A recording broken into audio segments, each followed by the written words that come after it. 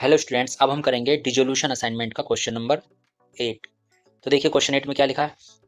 चंदा, Tara and Nisha were partners in a firm sharing profits and losses in the ratio of 3:1। They decided to dissolve the firm on 31st March 2021। Pass journal entries for the following transactions after all assets and liabilities have been transferred to realization account। Transaction देखिएगा। First transaction, a typewriter completely written off from the books were sold for 9,000। Next, Chanda took over stock worth rupees 96,000 at 84,000. Next, Nisa was to get a remuneration of 42,000 for completing the dissolution process. Next, creditors of rupees 23,500 took over all the investment at 10,000. Remaining amount was paid to them in cash. Last is sundry creditors amounting to rupees 40,000 were settled at a discount of 10%. तो देखेंगे general entry कैसे करनी है इसकी। First entry, A typewriter completely written off from the books was sold for 9,000। तो firm के पास पैसा आ रहा है, it means bank account debit to realisation account.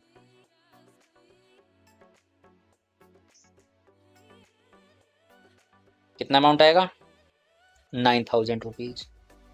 जब भी फर्म को इनकम हो रही है तो बैंक अकाउंट को डेबिट कर देना है, रियलाइजेशन अकाउंट को क्रेडिट कर देना है। फर्स्ट ट्रांजेक्शन हो गई। Second transaction, Chanda took over stock worth rupees 96,000 at 84,000। Chanda ने 96,000 के स्टॉक को 84,000 में ले लिया है। तो पार्टनर ने क्या किया है? असेट्स ली है, तो पार्टनर को डेबिट करेंगे। Chanda's capital account debit to realisation account. Amount कौन सा आएगा? अमाउंट वो आएगा जितने में उसने लिया है एसेट को। 84,000 में लिया है तो 84,000 से एंट्री करेंगे हम लोग। एसेट कितने की थी इससे मतलब नहीं होगा। Next entry, Nisha was to get remuneration of 42,000 for completing the dissolution process. Firm Nisha को 42,000 का पेमेंट करेगी क्योंकि उसने डिसोल्यूशन का प्रोसेस कंप्लीट कराया था। तो फर्म के लिए एक एक्सपेंस है, तो रियलाइजेशन अकाउंट डेबिट होगा। रियलाइजेशन अकाउंट डेबिट, सभी एक्सपेंसेस के लिए रियलाइजेशन अकाउंट डेबिट, सभी एक्सपेंसेस के लिए रियलाइजेशन अकाउंट डेबिट होता है और बैंक या पार्टनर को हम क्रेडिट करते हैं। तो यहाँ लिखेंगे टू, किस पार्टनर ने डिसोल्यूशन प्रोसेस कराया है? निशा ने, तो लिख देंगे to Nisha's capital account 42,000 rupees.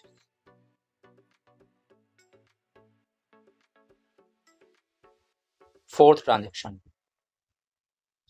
creditors of 23,500 took over the investment at 10,000।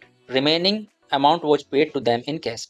अब क्या हुआ कि क्रेडिटर्स जो कि 23,500 के थे उन्होंने इन्वेस्टमेंट को 10,000 में ले लिया और बाकी के अमाउंट उन्हें कैश पे की गई है। तो यहाँ लिखेंगे realisation account debit, realisation account debit to bank account.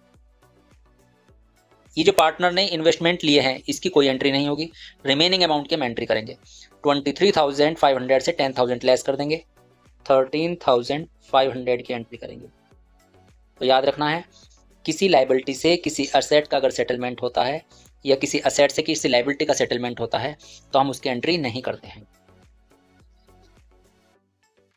Fifth transaction, sundry creditors amounting to rupees 40,000 for settled at a discount of 10%। 40,000 के क्रेडिटर्स को 10% डिस्काउंट पे सेटल किया गया है, तो एक्सपेंस हो रहा फर्म का, वही करेंगे एंट्री। Realisation account debit